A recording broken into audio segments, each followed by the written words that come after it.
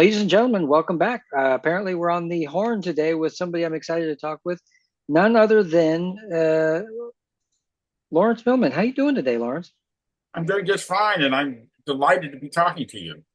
Well, it's a pleasure to have you because people don't know you're an American mycologist, Arctic explorer, award-winning author. Your work spans ecology, folklore, travel writing, ethnography, poetry, you name it. You've written what, 18 books? I think Um, it's up to about 22 now. okay. See, he just writes them like they're going out of style. They are. Name some fascinating fungi of New England. Name a few. Last place is Evening Among Headhunters, At the End of the World. You tell me when to stop. The Last Year of Bear, um, Fungipedia, a Luddite Lexicon. Okay, that's the new one, folks. Watch out.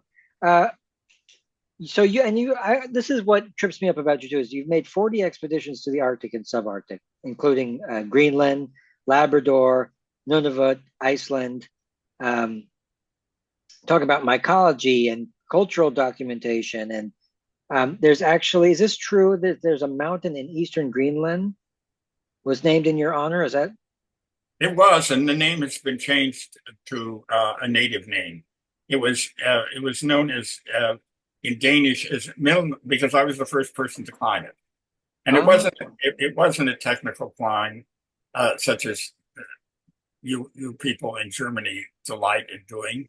hmm, It was just straight up about 6,000 feet, okay. uh, and it was called Millman's area, Millman's Mountain, but the name has been changed to another name in Greenlandic.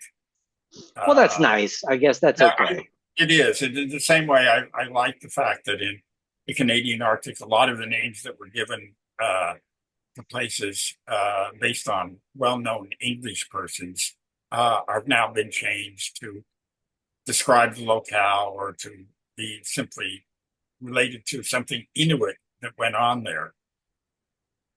Yeah, it seems like these names are more beautiful anyway, especially in the Native American names for stuff in the South, like Yeah. Okeechobee and stuff like this. I always thought, it's better.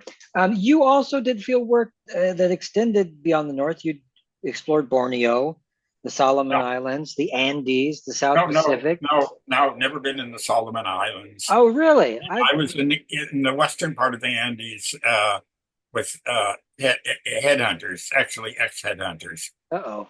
known as the Shuar uh, or Jivaro. And I've often found myself, and I don't think it's intentional, in countries with a tradition of headhunting. Uh, and of course, living in America as I do, there is a long, long-standing tradition of metaphoric headhunting,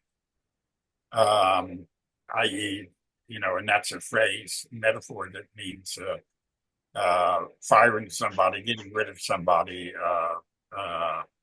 you know, but that sort of thing. Hmm.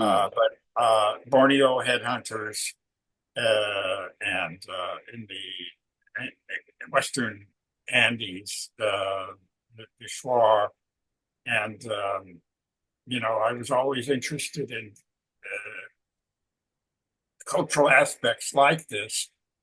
Uh, Probably because what I'm interested in are things going into decline or disappearing, and doing something in my writing to try to preserve those disappearing customs.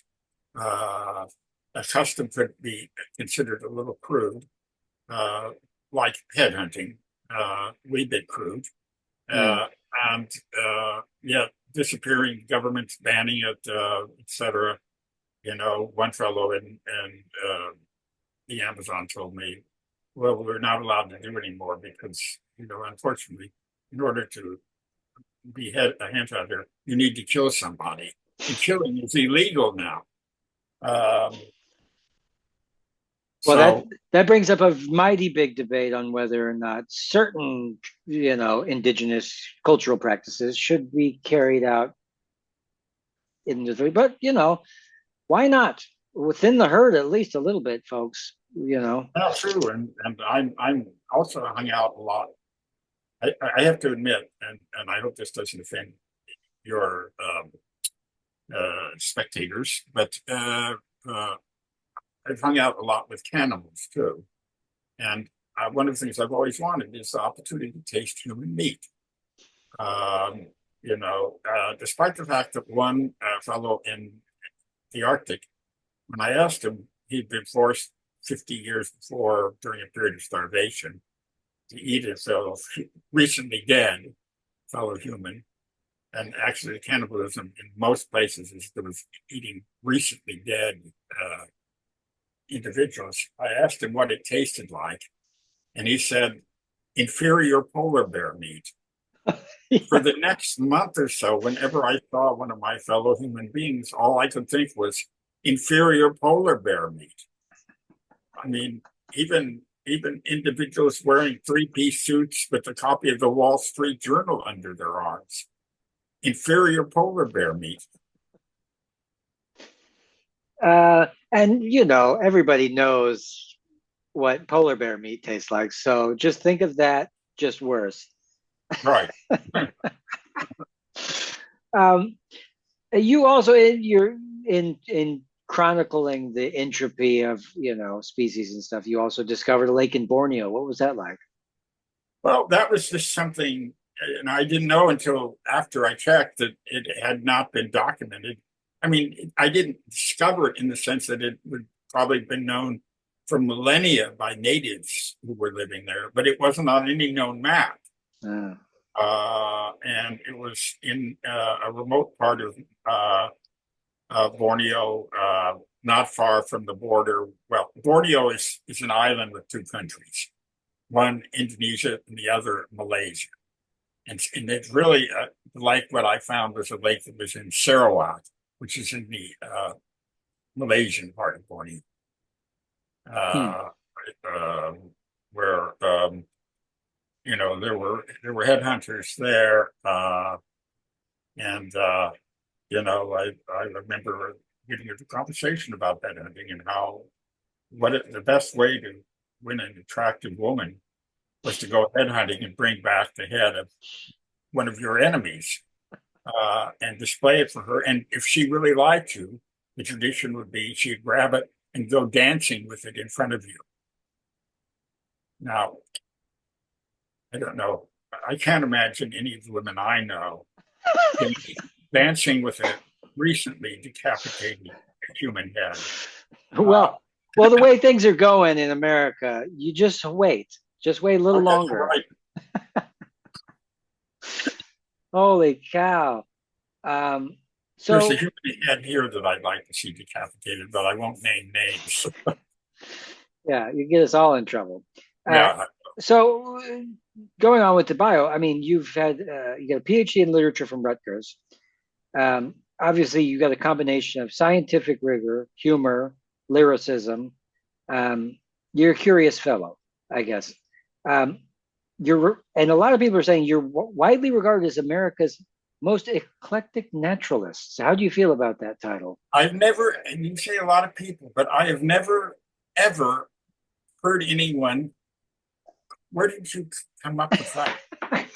The internet. The internet's full of stuff. I'm telling you. Yeah, well, the internet is not always accurate. I would be. Yeah, send me an email telling me who said that. Right. I'll headhunt. I'm gonna headhunt them. Headhunting, yeah. Yeah. But I don't know quite what that. I'd want to talk with the chap or chapess and find out what they mean when they say this eclectic naturalist. Is that maybe similar to eccentric? Probably. It's nice. It's what square people say when they're intimidated by people who are wild and different. Yeah, intimidating. They're eclectic, eccentric. Mm-hmm. They're crazy. That's what they call me. He's crazy. And your chest swelled with pride. Of course. Yeah, I just love. Tell me more. Um, and fungi obviously is why we're here. I wanted to talk a lot about fungi. I think you got a little mushroom on your hat there. I Um, do. I'm very First, and fond I had to get this one out of the way, because my wife wanted me to ask you this. Clathrus acheri. Are you familiar with this fungus? Splatterus archeri, Ah, there you go. not a cherry, but archeri. Well, Yeah, in fact, it's very interesting. It's a stinkhorn. You know that, right? I saw the It doesn't photos. smell.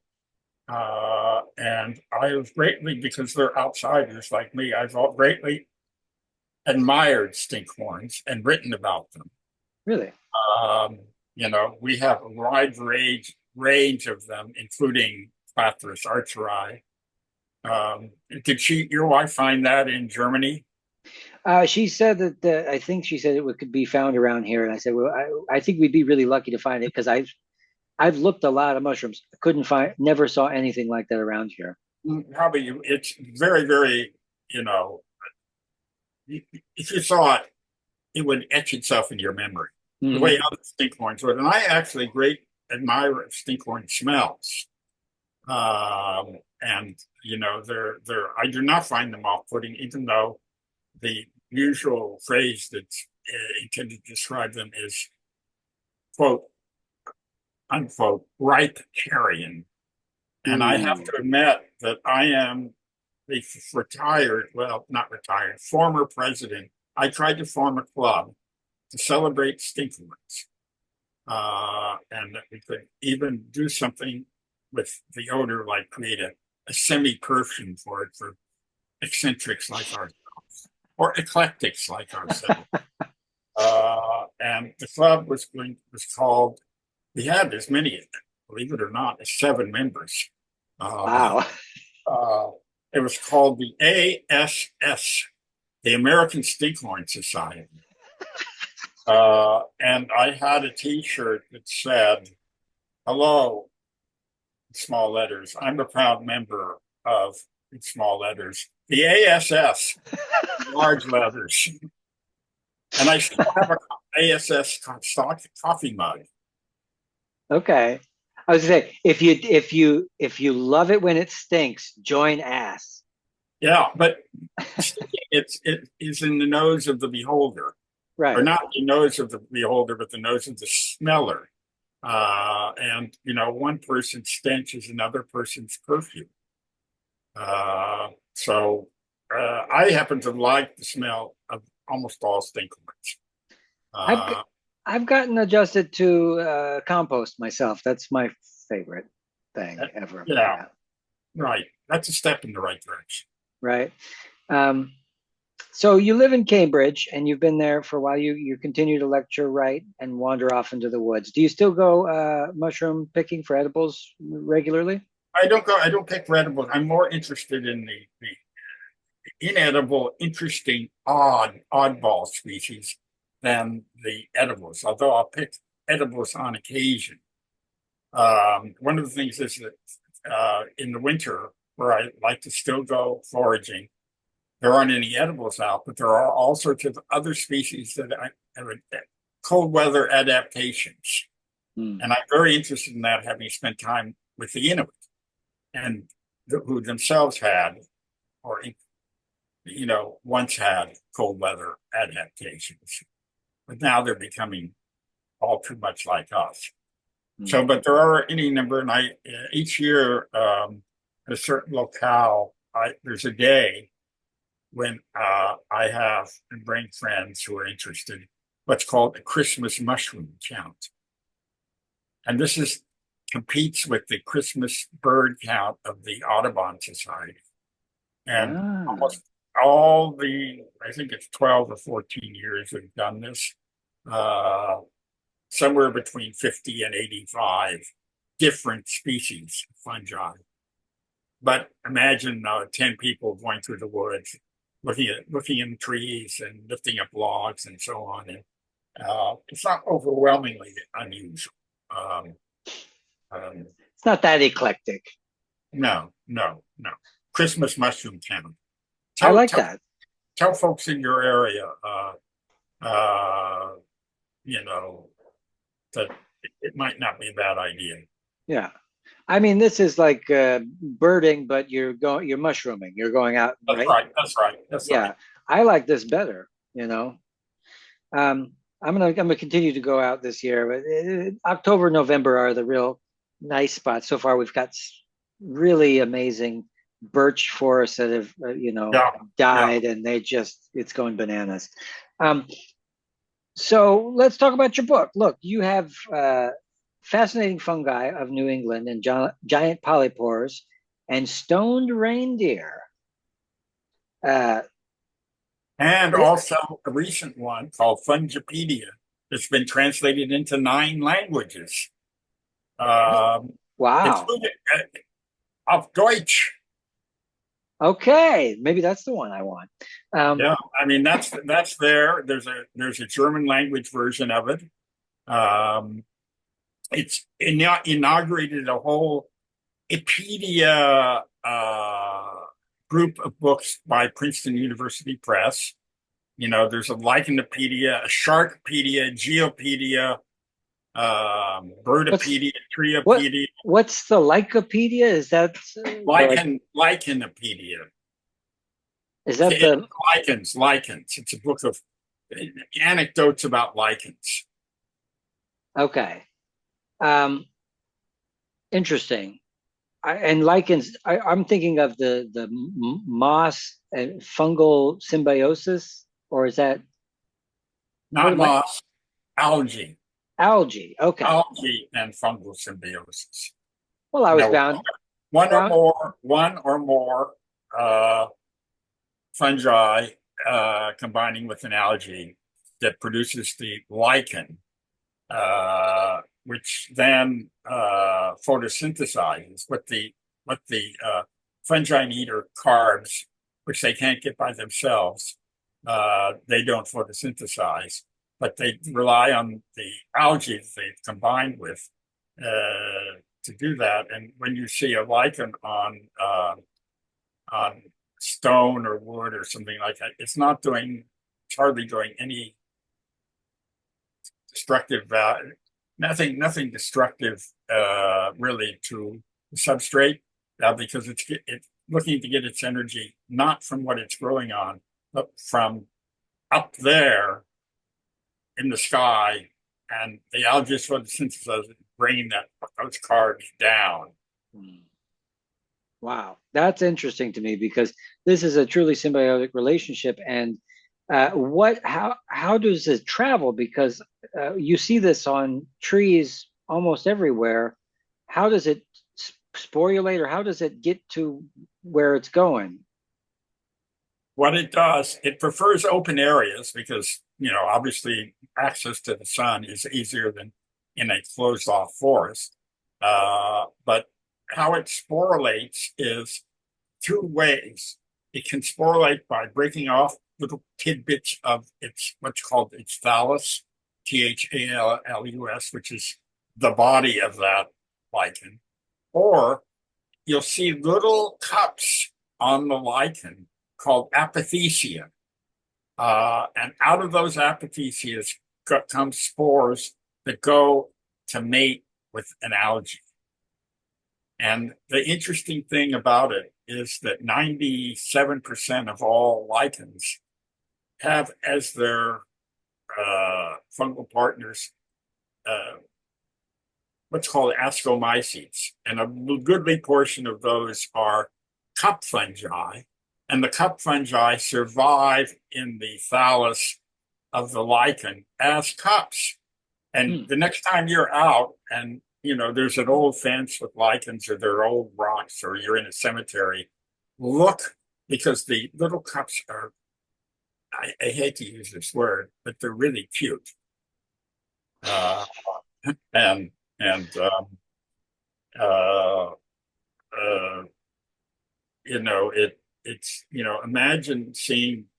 I mean, it's just they're overlooked because they're small, but they can be seen with either the naked or the well-clothed eye, and um, you know, 2 millimeters 1/2 to 2 millimeters in diameter.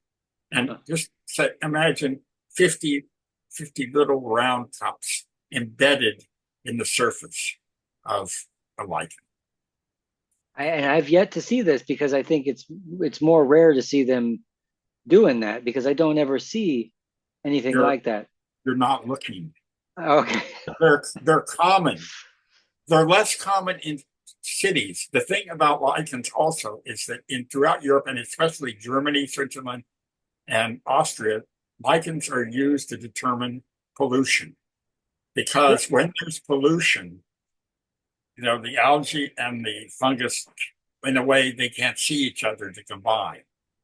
And so in urban areas, as opposed to wooded areas, you might not see many lichen species at all. And some people, in the past, they earned their living as professors or as plumbers.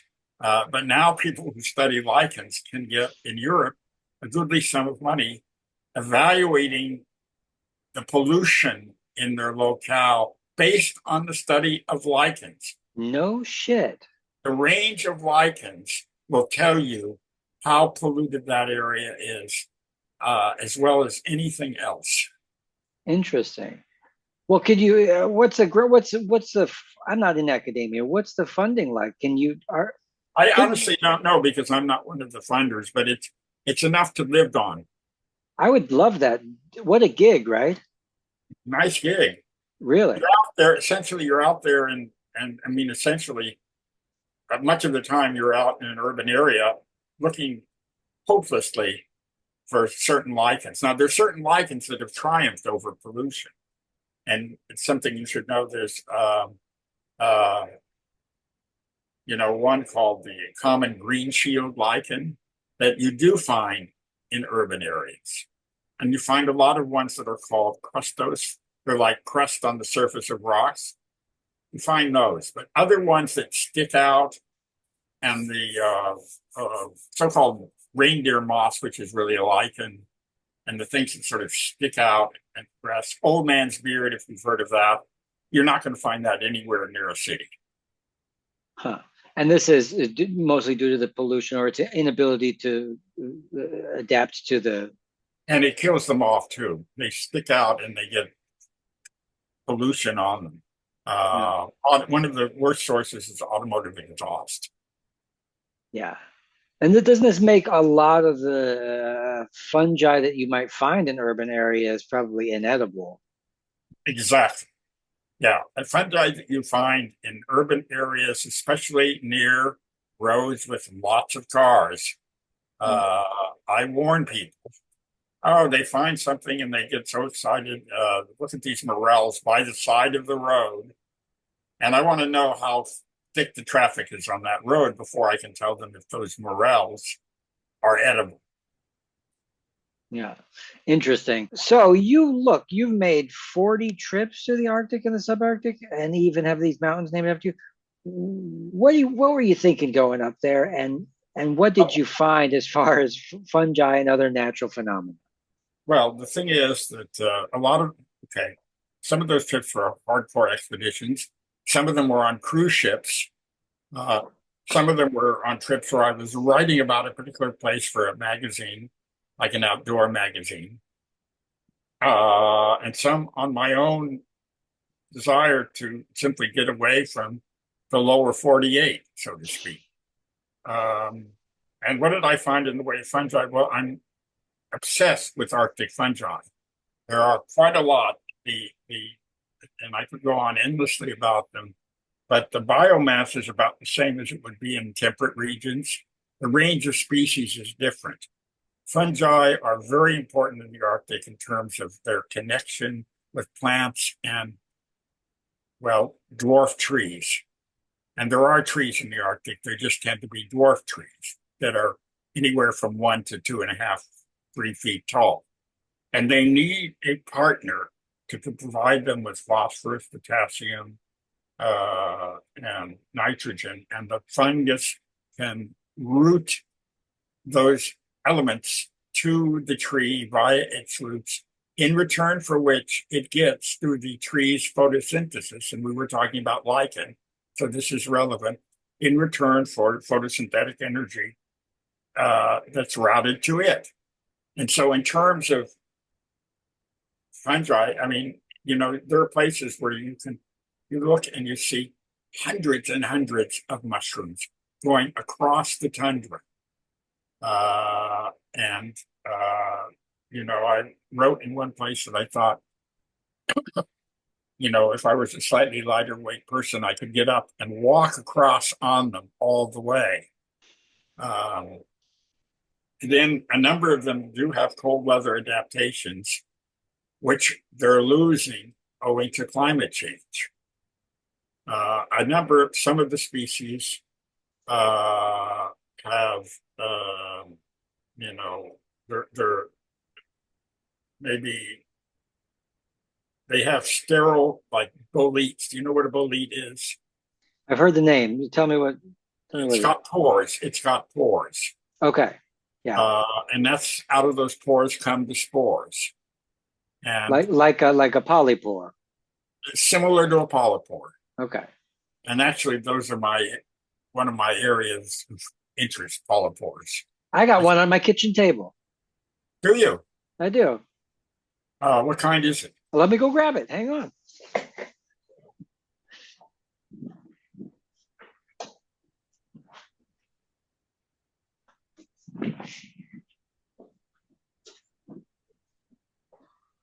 Well, it looks as though this came from a birch tree. So we have this beautiful sort of red, brown, purple, amber colored mix. And then on the shiny? Is it shiny? It's not shiny. Is it soft? It's a bit hard. It's a bit, yeah, on the underside is soft.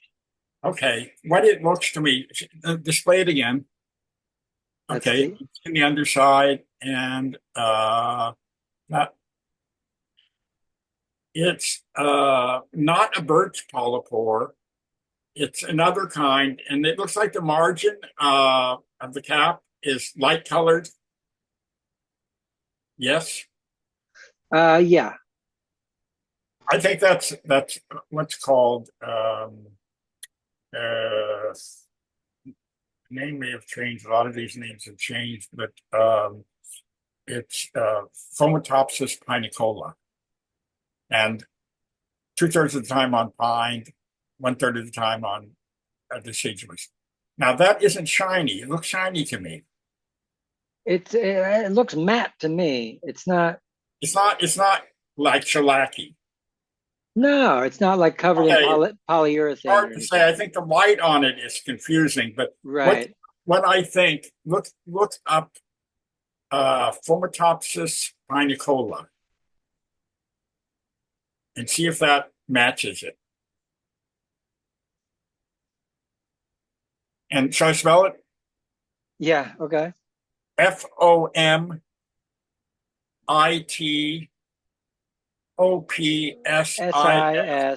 Okay, no, I got it here. Pinicola. Is a stem decay fungus on its fruit body known for the red-belted conch or red-belted bracket. This species is common throughout the temperate Eurasia. It is a decay fungus that serves as a small-scale disturbance agent in coastal rainforest ecosystems. Okay, yeah, this looks similar, but this looks wetter, and I think that maybe this one had just dried out.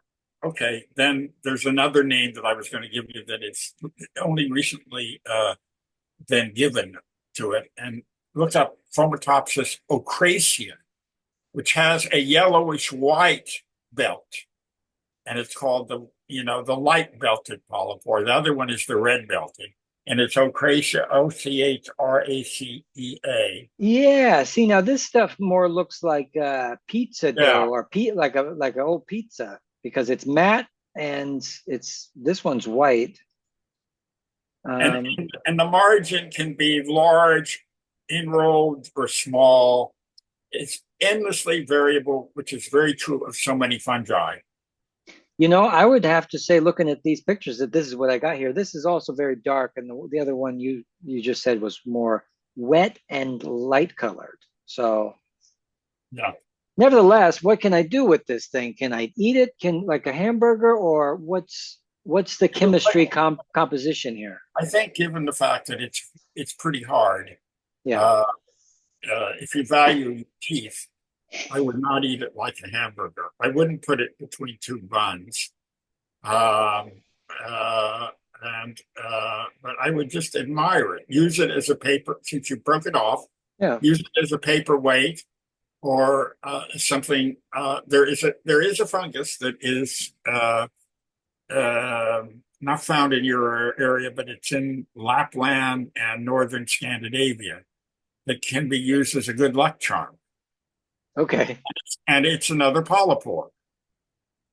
The polypores have a lot of folklore behind them, right? They have a lot of folklore behind them.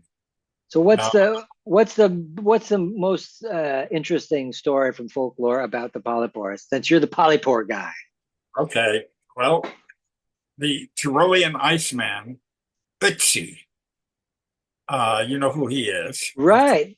He Caveman. had, yeah, he had two different pieces of two different types of polypores with him, and one of them was a what's called a tinder polypore, and it's thought that he used it to start fires. And I do that when I'm giving talks nowadays myself, using it as a fire starter. Well, And how does that work? First of all, can it keep embers going, or do you actually can start fires with it? what you do is you get it to smolder, because the fact is that they have, it's not like wood; it doesn't just burn. Something like that, if you ignited it, and I wouldn't recommend it because it wouldn't have, the tinder polypore has a lovely incense smell too, a very foresty smell, whereas that does not. Um, think of the pores as being the ends of tubes, and hundreds and hundreds of tube layers inside are like stoves with that are almost completely shut, but not completely shut. So they Ah, smolder rather than burn. And the thing is that what Ötzi did, he probably, didn't have a match or a big lighter.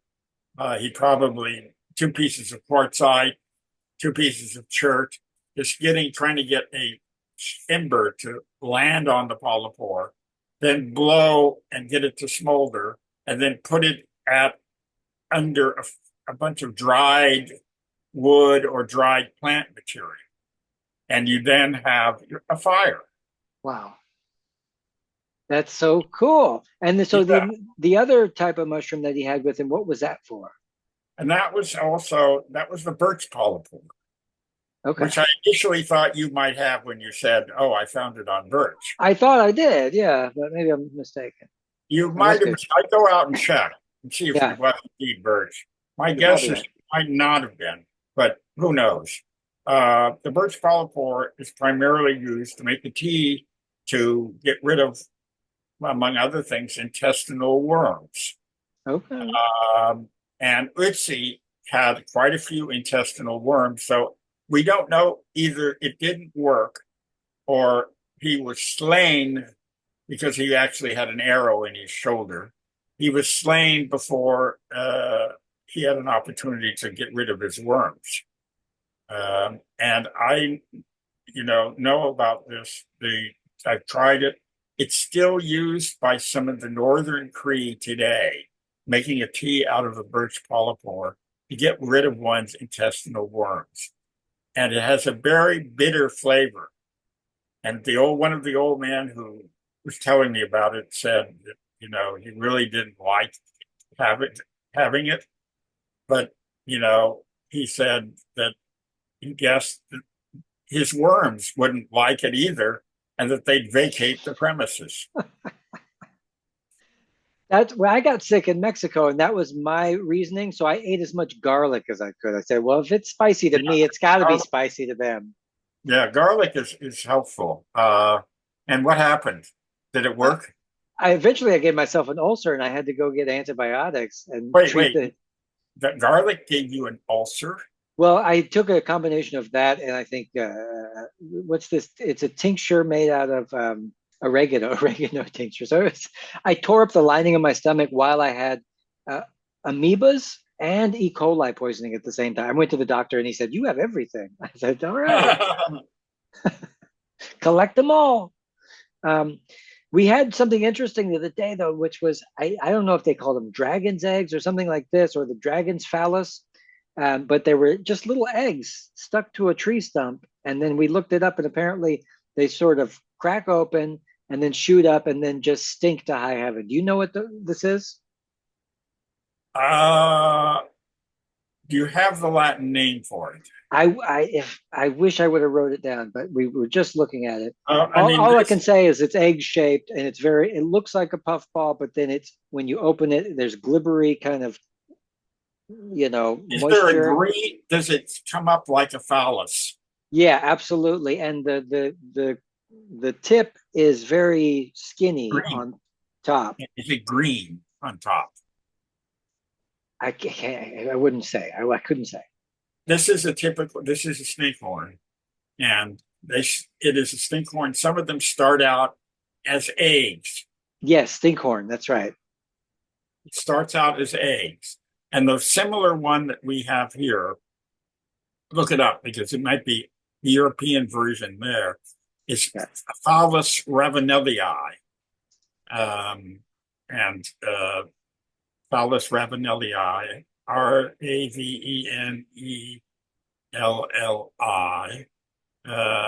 and it starts out as an egg. The egg opens up comes the phallus, so to speak, and then at the very end of the phallus is that greenish, what's called gleba. Yes. That's where the smell is, and that attracts insects to come and spread the spores because it smells like, you know, ripe carrion, and they're really attracted to that kind of smell. And they spread the spells either by just getting out on their feet and going somewhere or ingesting it and then excreting. Wow.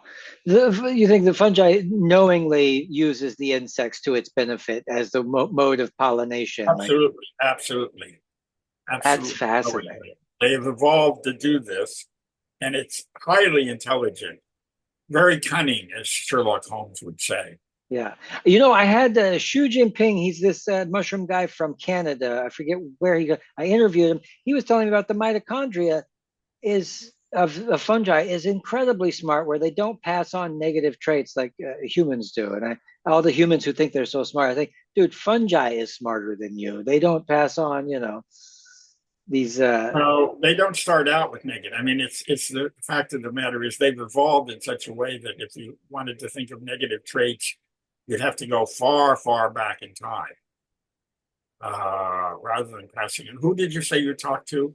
A fella, he's a Chinese scientist at the University of Toronto. No, that can't be right. He's a Canadian. He lives in Canada and he studies genetics of fungi. Great talk, great guy too. Runs marathons. Um, yeah, that's all. It was a couple of years ago. Uh, I'll send you a link. I'll send you a link.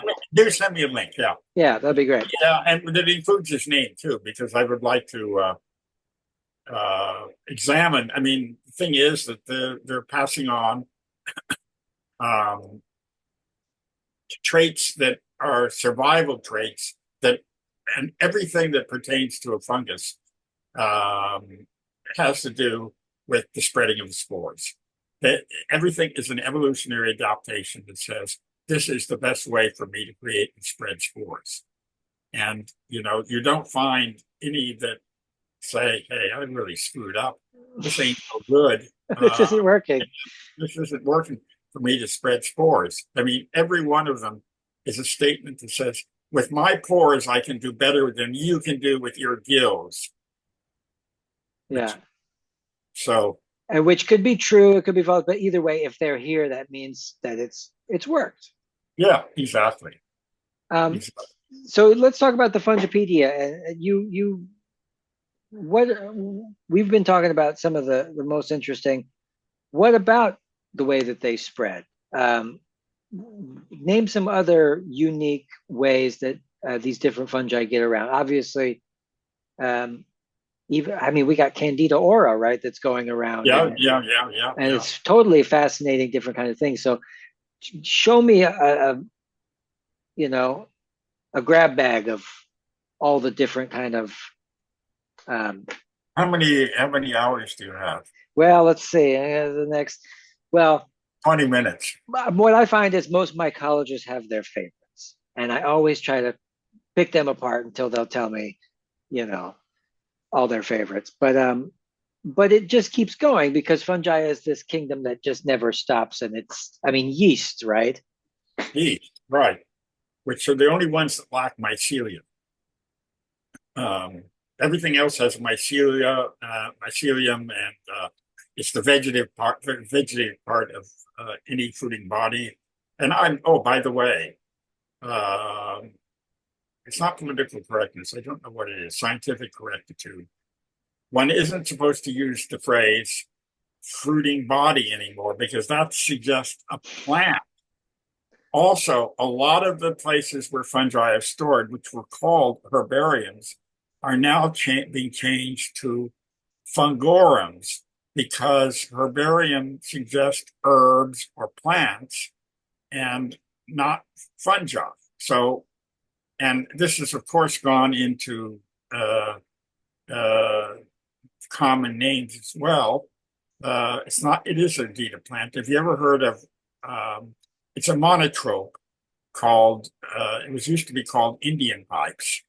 Hmm. Now it's white and he comes out of the ground uh, a lot like a Dutchman's pipe. Uh, Okay, but you can't call it Indian pipes anymore. You have to call it ghost pipes. I'll manage. Yeah. Well, it's part of the colossal changing of names that's going on in the world today. Yeah. And I think that has to do with overpopulation. How do I establish myself in a world where I'm being, clustered like a sardine in a tin? Well, I come up with a new name for this or a new name for that. Um, or Mostly color my hair purple when no one else has purple colored hair. rearranging the deck chairs on the Titanic. That's right. That's it. Actually, did you just come up with that? No, this is an old joke. I because I was going to say that's something that's a phrase I would use. Well, let's go into that because let's talk about this new book. Why did you want to start writing about Luddites, or what's the book about first, and then let's talk Well, about it. the book is called Lite Lexicon, and it's simply a collection of entries, definitions for aspects of. Let's see, do I have it?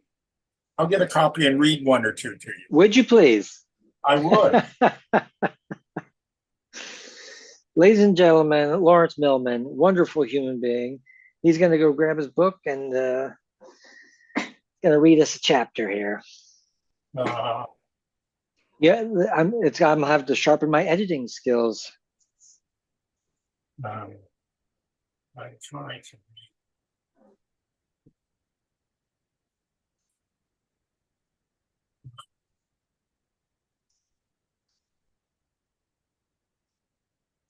Ah,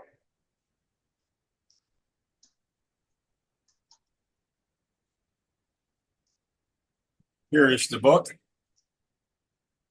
And they're not chapters, so no people needn't worry about them having to sit and listen. They're little excerpts. And uh, Here's an excerpt on romance. Currently, the most popular type of fiction in the world, but the genre does not include the most popular type of romance in the world, i.e., a love affair between a person and their cell phone. Um, uh, And here's an excerpt on quack. Either the sound made by a duck or the name for a not necessarily competent medical practitioner. The two go together when the latter, who looks only at a computer, thinks the former is one of his or her patients and performs a surgical procedure on it, thus prompting the poor bird to scream, quack. Quake buttock, a seldom used insult for a coward. Once upon an earlier time, it was used with respect, actually disrespect, to a Luddite, whose buttocks reputedly quaked in the presence of any sort of mechanical device. I think that gives you a fair idea of what this is. This is right up there with George Carlin's brain droppings. Thank you, George Carlin. If one looks at the list of acknowledgments here, George Carlin is among them. Really? Yeah, I appreciate that. My chest is swelling with pride. Swelling with pride, yeah. And I don't know if you can tell, but I'm blushing with quite a bit of delight. Yeah, look, there's very few of us out there that truly, see it this way. I'm excited. The Luddites is an interesting story too, because these people really they just wanted to make things, and then the factory came along, put them out of work, and they rightfully did not like that. And so the Luddite is like a pejorative people use it as, but really it's not that bad. It's what it really means is people who don't want to have their livelihood stolen. And yeah, exactly. That's exactly right. You don't want their livelihood stolen. And even increasingly, people who don't want to see the world destroyed by technology. Yeah. And there is now a group of people like that called neo-Luddites. And, they were I'll just quickly read that entry. Please. A group of contemporary individuals who, like the initial Luddites, are passionate opponents of technology. The term was coined in 1990 by Chellis Glendinning and includes such individuals as Kirkpatrick Sale, Bill McKibben, and Wendell Berry. Appropriately, the group refuses to have a leader. Yeah. Now, the Luddites, there are any number of actually 19th century writers who, while not specifically Luddites, were followers of Luddism. Lord Byron said that the only king he admired was King Lud. And let's see, Charlotte Bronte had a novel called Shirley, which supported Luddism and even mentioned it. And then there's a novel by Dickens called Hard Times, which is not typically about Luddism, but you can see he despised the mechanical way in which life was going in 19th century England, industrialization, machines, etc. And that was providing people with hard times. You're a big fan of Thoreau. So what was the main takeaways for you when you read Walden, and because I was just going through it, and it's a very beautiful look at a slice of time, and what he believed was actually very beautiful, and I emulate with that. And some of it's just very funny, like he wipes his butt with a leaf in the morning. He just tells a whole story about how it's with day to day. I was like, what was it for you that when did you read it? What perked up in your head about his work? What perked up in my head generally about his work? I mean, there's so many things that I would just read, especially in his journals as well as in Walden, that I thought, boy, right on. I even have an entry in which I say,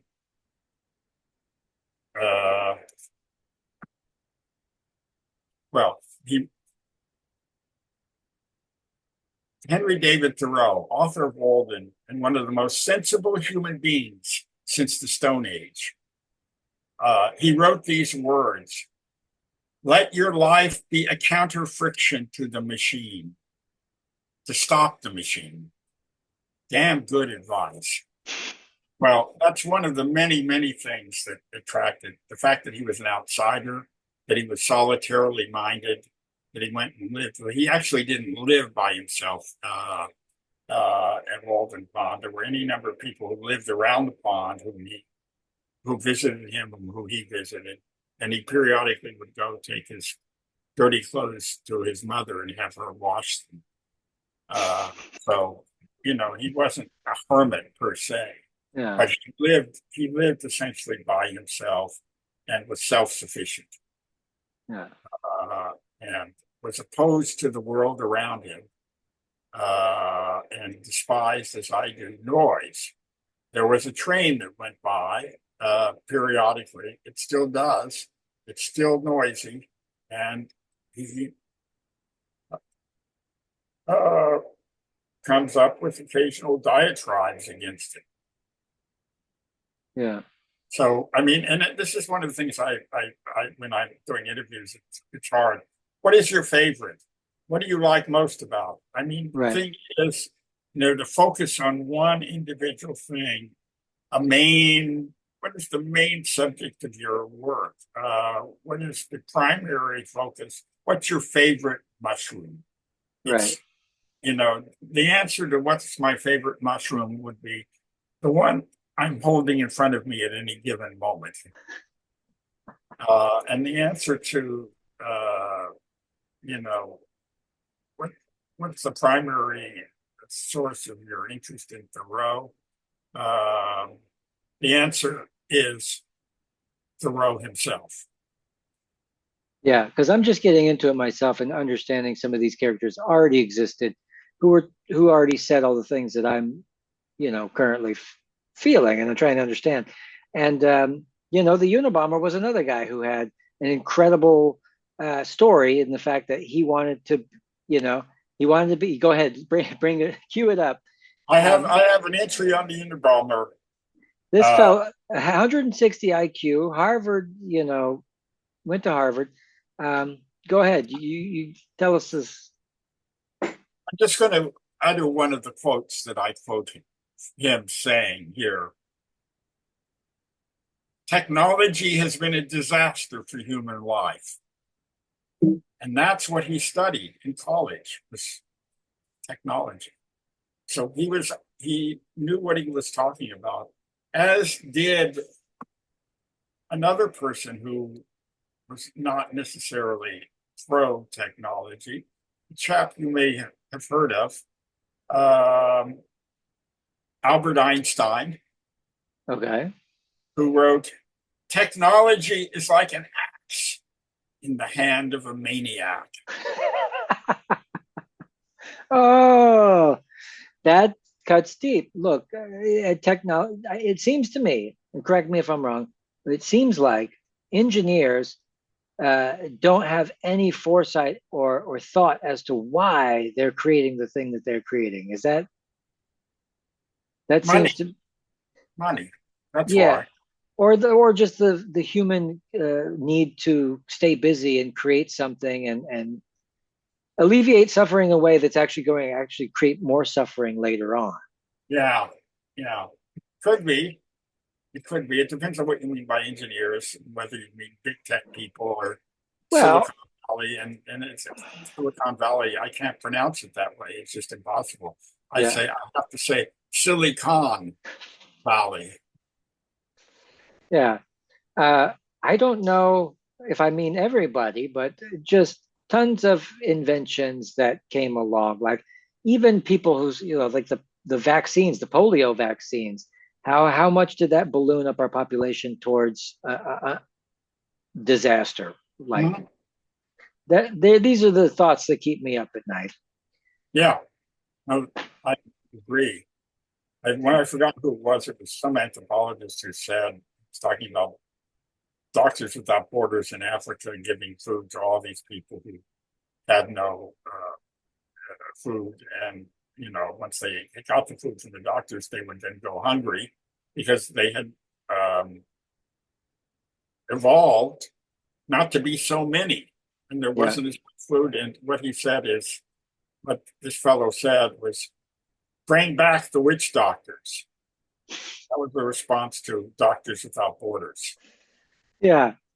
Yeah, this more Western hubris saying, "Well, let us pretend like we're taking care of something when in reality we're intervening on nature's behalf." That's Has exactly that's a superb way of putting it. don't we continuously fool ourselves into believing that we can manage the biodiversity? Again, George Carlin, have the conceit to think that we can save these species from dying when they come and go. I mean, we're killing a lot of them, but essentially, when it comes to humans, whenever you talk about overpopulation, people throw around the word Malthusian. Oh, he's one of those guys. He hates people. He wants to kill everybody because no, just stop. Maybe stop procreating so quickly, like rats in a wool sock. They're That's going at it. exactly right. That's exactly right. Rats and wool socks, and it doesn't have to be. It's any kind of sock. The more, the merrier. Uh, and when there's too many already, the more, the merrier turns it into a situation such as we're in the world today, where you can actually attribute almost all the problems to overpopulation. Uh, Consumption alone.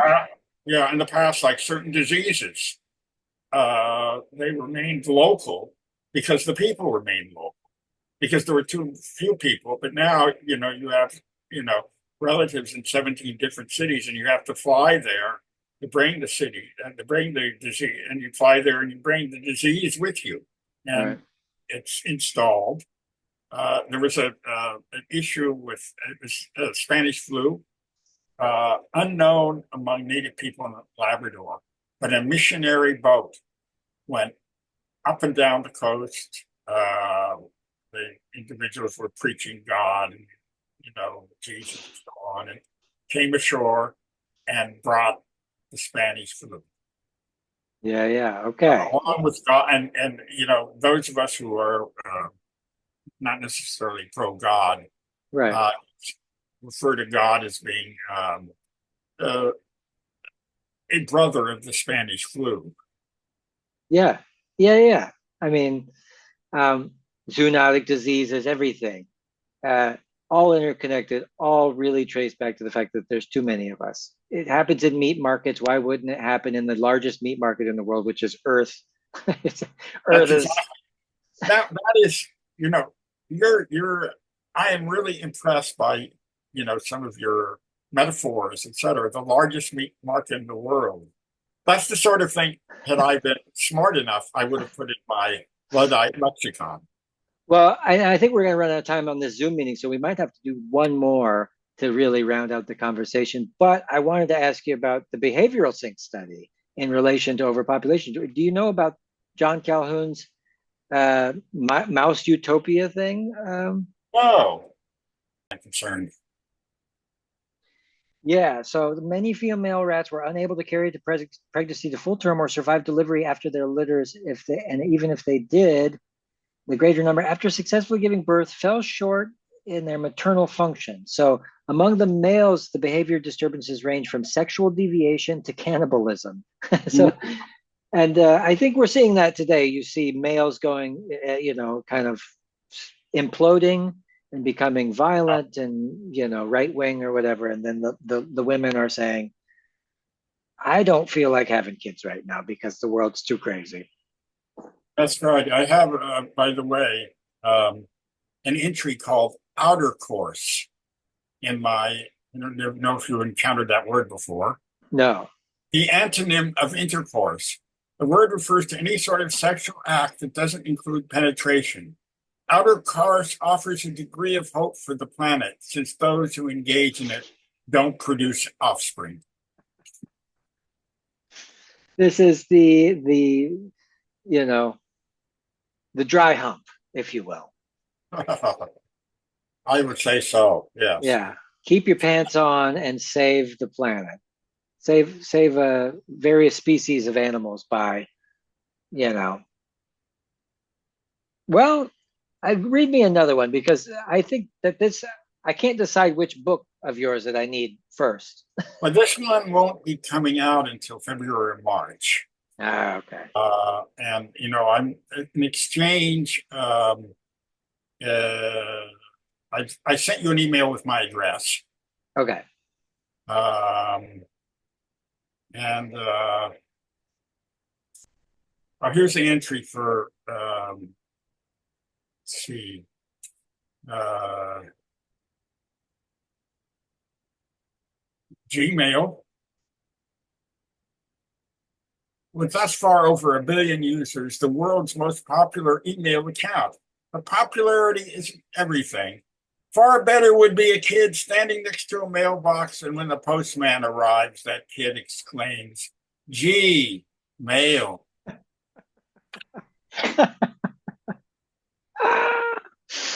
uh, keep going, Lawrence.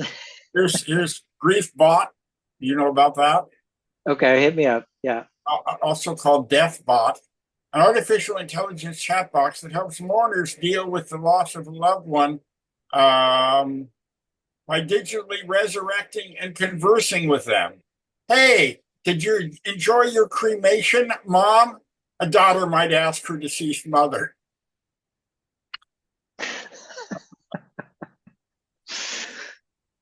Deliciously dark. And there's an entry for George Carlin for let's see, a coffee shop, also called coffee house or expression bar, a locale where one brings one's laptop and uses it for an extended period of time with conversation or even the sipping of coffee almost non-existent. And I know that that's true in your neck of the woods, as it is in mine. Yeah, sure. I can't wait for this book to come out. So my wife was asking me, she wants me to ask you before we go.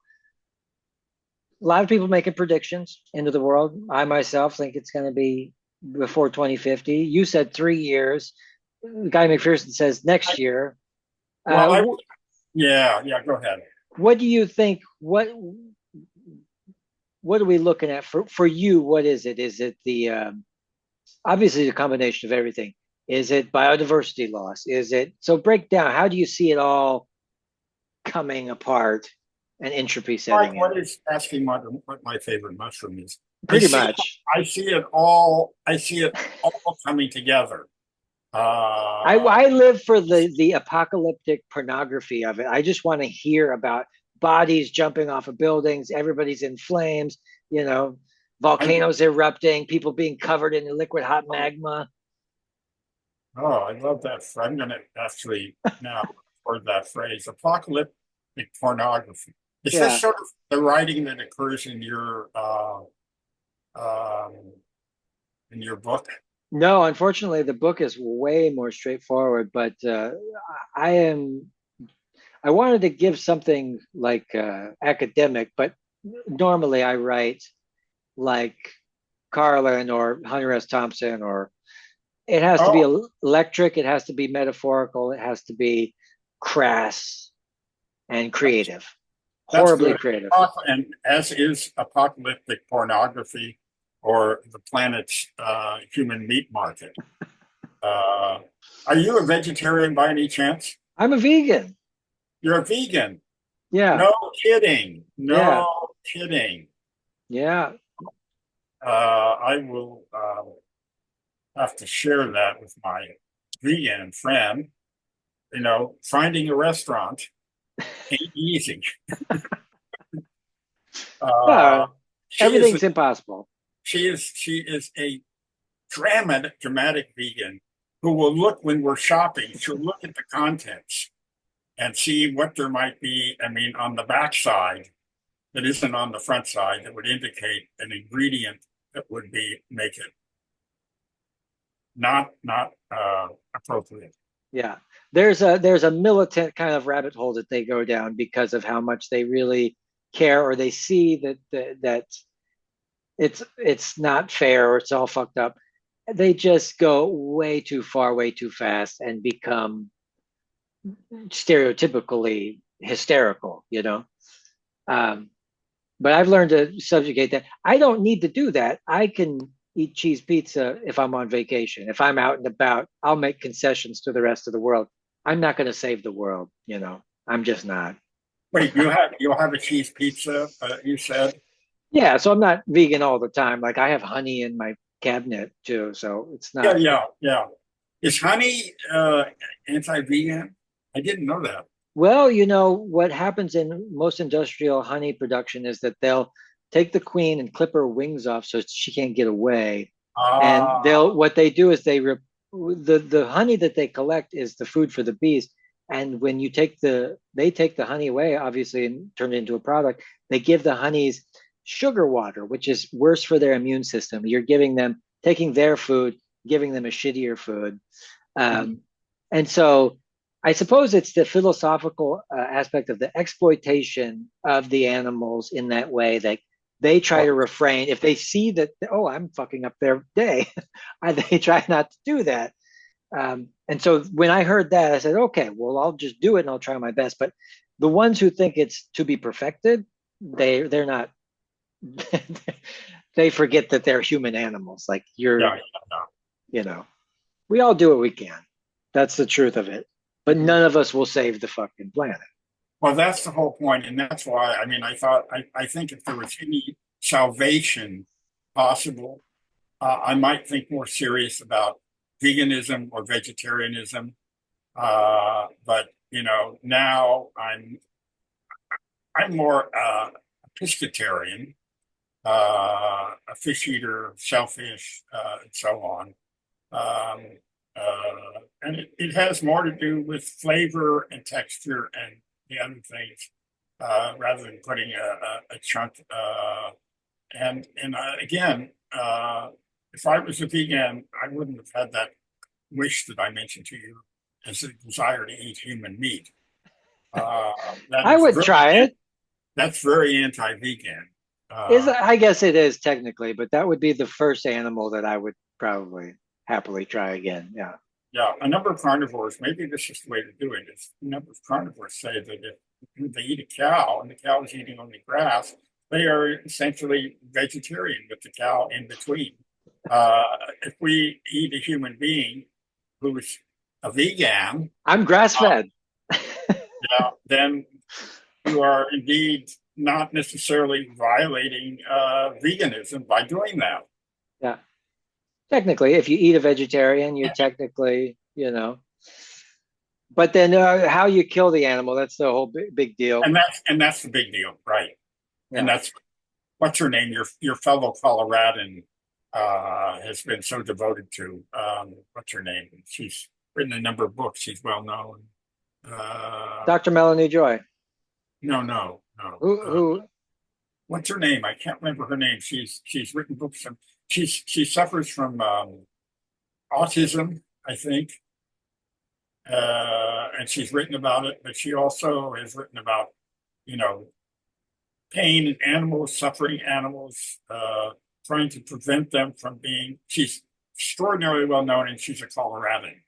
really? I don't know this person. Yes, you do. Oh, Tempest. Could Tempest be in her name? No. Uh, no. No. No. No. Tempest Seriously, Wick? no. No. Tempest Thompson. No. I'm not. I'm not right. The Tempest is We'll in. go we'll go through the phone book. We'll see if we can We nail it will. down. Yeah, yeah, and I don't know that it's the other thing that was the kicker for me. It was the health benefits that science has caught up and now said that whole food plant-based diets where you eat just legumes, Mhm. lentils, fruits, vegetables, you're better off. And I said, okay, bonus. And then about the ecological damage, I thought, okay, well, these are three excellent reasons to at least give it a go. But but it was like getting off. I stopped smoking or something. You know, it was like Mhm. giving up something that you love, and I still crave because everybody's eating barbecue and schnitzels and stuff. So it doesn't really go away. But And if you're now devoted to being a vegan and you're, you I know, well, I like the idea that I've abstained from hurting the animals because I've always had the kinship that you probably feel with nature in the sense that we don't want to screw this up. Like if I see a worm, I'll get him off the road, put him back in the bushes. yeah, It's just a yeah. natural sense of duty to my fellow, what do you say? My fellow co-pilots on the spaceship Earth. Like we're all stuck on this spaceship Oh, together and we should probably look out for each other rather than, you know, and I that know. was You know, during the course of this um, interview or whatever it is, I have been so utterly taken by your verbiage. I would love. I mean, I'm hoping that you get it into your writing. I think that transcends Hunter Thompson, fellow co-pilots on Spaceship Earth, because it makes so much sense, and it puts us together. I mean, what I say in my outsider memoir, we talk about earthworms, and I talk about my devotion to them, and I talk about my hatred of my schoolmates in grade school, who, when they saw an earthworm, would want to stop it.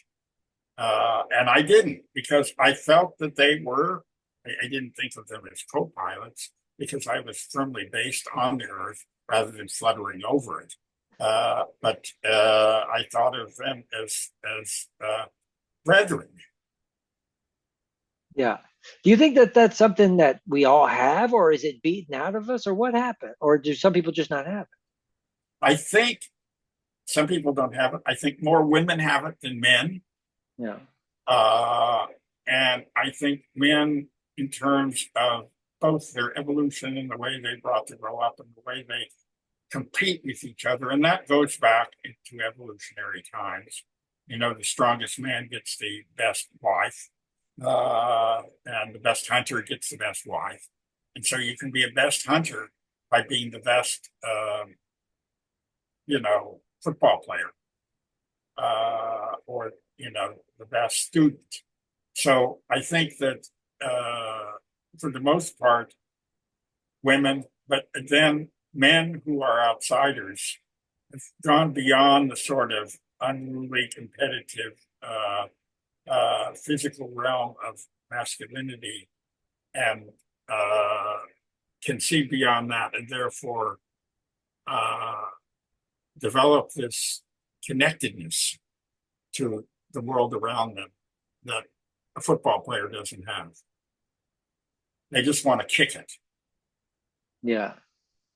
Yeah. There's all a soldier mentality too. These guys that don't seem to young men, easy for them to already commit acts of violence. There's, 18 to 24-year olds, they they do all the crime. Mhm. But at the same time, if they get in a position in their environment where they're encouraged to do this violence, or that it gets to, we feel like we need to smash that spider, then yeah, of course, then this is what we get. But it seems to me, and maybe you could say, doesn't it seem like humans are the probably the most destructive and violent animals out there? Well, it's obvious. It's obvious that various animals that are violent in terms of their own preservation and their own habitats. Whereas humans are violent, they go off into someone else's habitat and are violent. Hence wars. Uh, and so I think that I don't put in terms of my favorite species on Earth. Humans are, you know, I would say they're at the very bottom. Uh, at the same time, I can't think of any other species that I would put below them. Uh, Maybe another thing that I go into is domestication. Okay, yeah. I would say overly domesticated animals. Uh, and I do have something where I imagine a coyote seeing a man, woman, another man walking a peak, a chihuahua, and another overly domesticated dog, and the person saying, "Good boy," after the animal shits. Uh, uh, and the coyote thinks, quote, "Evolution has really done a number on us canids." Yeah. I Uh, mean, and this book, you'll love this book. This is goes into how that even came about. We were hunting, and then the dogs got the scraps, and the wolves got the scraps. They came closer and closer. Then before long, we had these dogs, and then over years and years of the most sadistic kind of genetic picking and choosing, yeah, we get corgis and extremely small brain dogs with, you know, like the German Shepherd has the hind legs that are just never going to be fully developed. yeah. And I just, it's fascinating. The whole thing blows my mind about how we got to, from there, what we were just talking about, the Stone Age to, I have another book that is satire called The Book of Origins. And this is the origin, one page, if I can read it. please. Dogs. Once upon a time, good domestic help was extremely hard to come by. Hired to guard your granary, a raccoon or a possum would steal from it instead. Porcupines made risky hunting partners, and turtles altogether hopeless ones. Ask a skunk to protect your hearth against invaders, and more often than not, it would spray you rather than the invader. Likewise, every creature screened by our ancestors failed the all-important anthropomorphism test. Bears would shake hands with you, but only as a prelude to a mauling. Rather than beg for their food, weasels would simply grab it. Nor did deer, foxes, frogs, beavers, chipmunks, or zebras seem particularly eager to go into domestic service. Then our ancestors interviewed a wolf. Beg, fetch, roll over. Who wants to go outside? Such, more or less, was the substance of the interview. The wolf had never heard such nonsense in its whole life. Maybe if he played dead, these weird beings would assume he was dead and give the job to someone else. But he was wrong. The weird beings were delighted with his simulation of death. Good boy, they exclaimed. Having at last found the perfect domestic, our ancestor hired the wolf on the spot, and soon they were referring to him as a dog. Wow. That's it. And this is the idea. This is the hubris of humans to even call it something as benign as domestication, when in fact it was the whole time just us, you know, using them Using to them our own ends. in certain ways, and the Aztecs, I think, domesticated the Chihuahua as food for food. It was nothing else other than, take this critter that's in the wild and make it, tiny and cute and small, so that it can be a delicacy on the table. Yeah. Yeah, and I think that's the horror show that vegans probably see, at least the intellectual ones who know the story behind the jungle fowl, the chicken, and it was Yeah, originally very small animal that could carry its own weight, and now they're three times the size. Even in the last 100 years, that they've gained about three times the size, and of course, injecting them with the hormones and anything to get them bigger and fatter is just another bizarre example of our, our conceit for nature, I guess. I don't know. I agree. I agree. But What else have you written beside that book? I have a blog where I write every couple of days, but it's mostly political stuff. We write about I pretty much am chronicling the end of civilization each. So I have every day I'll research a new statistics about something horrible and then kind of create a story around that. Some of them are funny, some of them are just straightforward. Yeah, it all depends on my mood. But yeah, I'm hoping to write more. I still want to write my life story down one of these days. But I think you should. And I also, I mean, I'm really impressed with the. I was going to say it's not so much out of the pocket as out of mouth uh, verbiage. I mean, which I feel is very much that of a writer. well, I was a poet. That's the thing is when I left home at 18, I wanted to be a singer-songwriter, and I went to California with no money, $15 in my pocket or something, and I went ahead and started to write songs and kind of loaf around with homeless people and live that kind of lifestyle because I thought I wanted to at least live an interesting life. And then I carried a book with me and I wrote poetry, and I was really into, Richard Brautigan's poems. And I met Lawrence Ferlinghetti one time, the Ah, poet laureate of San Francisco. And so I followed that trail and through classic rock lyrics and stuff, I beat my own path. And then my mom was somebody who loved Bukowski and she chain smoked and Patty, I have to tell you, I didn't expect that sentence to come. I could imagine you saying my pop was someone who you loved Bukowski, right. but not my mom. And Bukowski, I have introduced Bukowski, and now to my lady friend, and I mean, I delight in reading him to her. Yeah. Bukowski, I don't know if I would call him the great American poet, but he is right up there with Walt Whitman and I used to like, but I don't think I like him as much anymore. Robinson Jeffers, Oh, I don't know him. California poet. Uh, Robinson Jeffers. uh, yeah, Robinson. Okay. Let me check that out. This famous line by Robinson Jeffers. But for the consequences, I'd sooner kill a man than a Hulk. That's right up my alley. It's right up mine too. It really is. I'll check it out. Yeah, but it's Robinson Jeffers, Jeffers, died probably in the 50s. Okay. Yeah. Yeah, this perfect mix of what we love the literature wise and with the eco philosophical aspect to it. That would be what I would go for ultimately. I want humans to feel bad about themselves, honestly. I do too. I do too. And I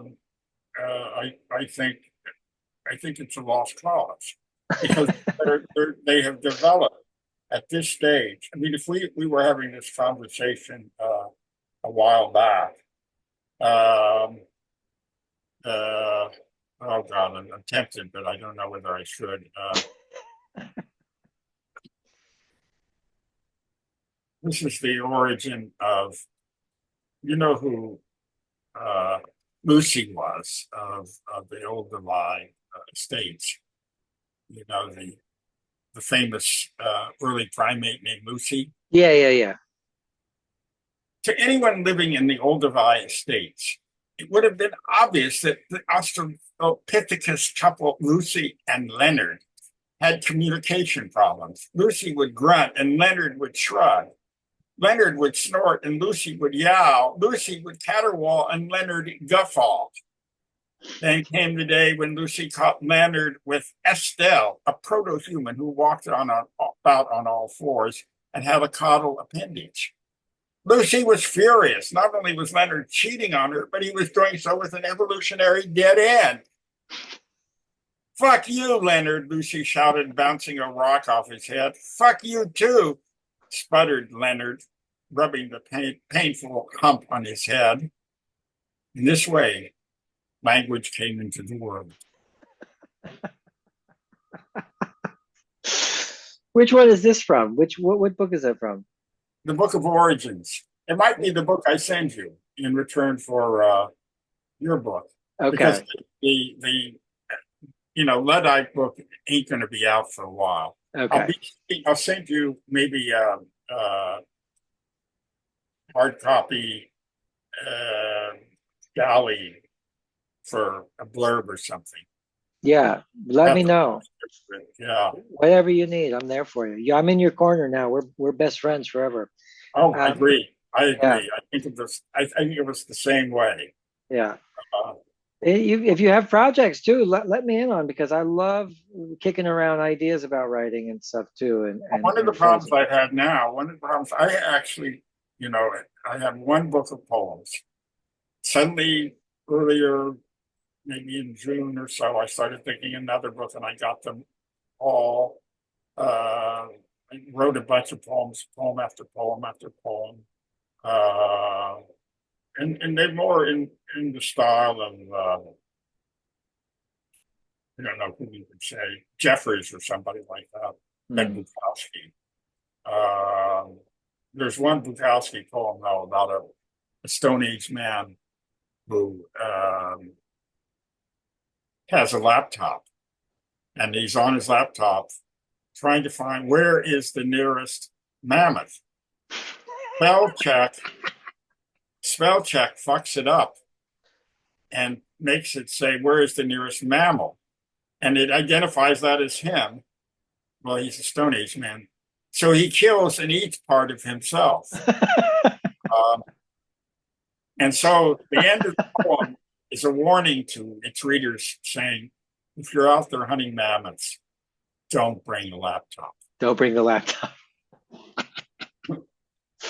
Yeah. But right now, I have to tell you, apart from occasional mushroom articles, I'm sort of in I don't know if it's a writer's block, but it's a writer's sludge. Yeah. And I haven't, I need a good subject to latch onto and haven't found one. I mean, the the Luddite book, I was involved with that for a year ago, and that's going to be coming out. And in my head, I have the words, "What next?" Yeah. I think for me, if I can write a book, you just wrote something that was like brain droppings, where George Carlin's brain droppings. I listen to those books once a year because I just love how free flowing his ideas were and how funny each and every one of them were. He went from making profound philosophical, statements to being totally using word games. He'll do a 5-minute bit on, using different descriptive words, and then just random thoughts in between, and one-liners and stuff. I'd love to create something like that, misanthropic, angry, and highly philosophical and funny as fuck. I think you should, because I mean, I can tell that it's inherent in you. It's inherent in me, and this book that I've now been reading it got almost no attention. Yeah. Yeah, it did get a nice blurb from Andrei. You know who Andrei Codescu was? The NPR commentator Oh, and yeah. Romanian descent, Yeah, etc. yeah. He wrote, and it's a wonderful blurb, perfect for the book. If you read these strange bedtime stories one at a time to your child every night, he or she will grow up to become either Albert Einstein or a highly literate inmate of a mental asylum. Yeah.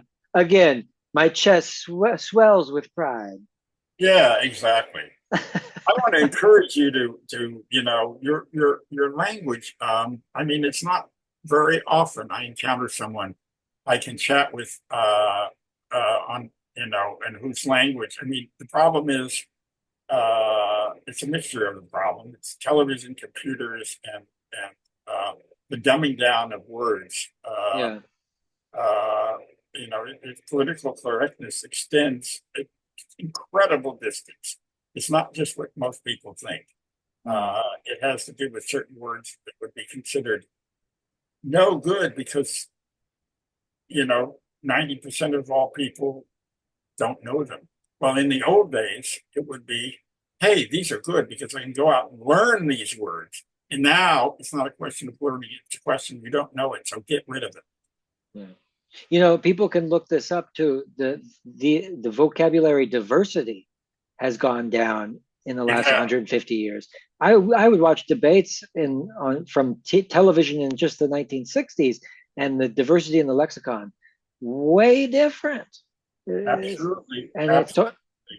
it's a simplification of our communication when we robbed us. When I think the 1800s was the peak of this enlightened sort of this literature revolution that happened, or what I forget what they called it, age of enlightenment or whatever.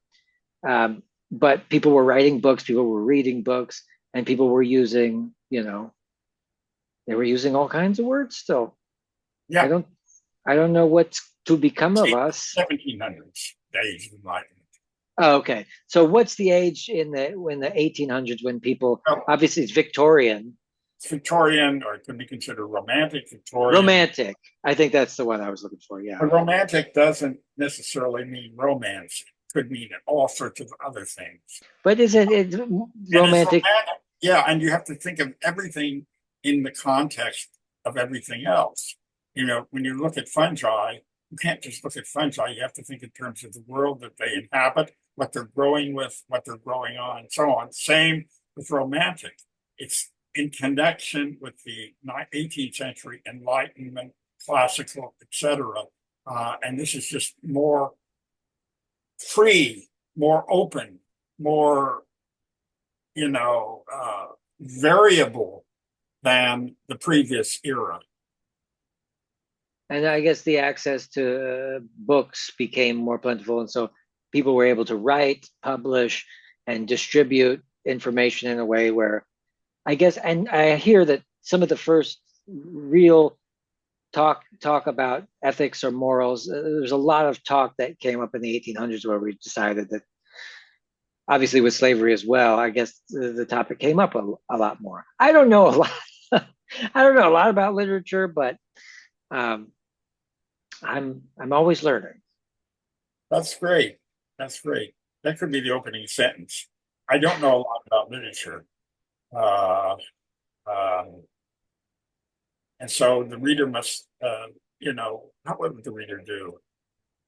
Must excuse me on occasion for making remarks that he or she or it consider rude.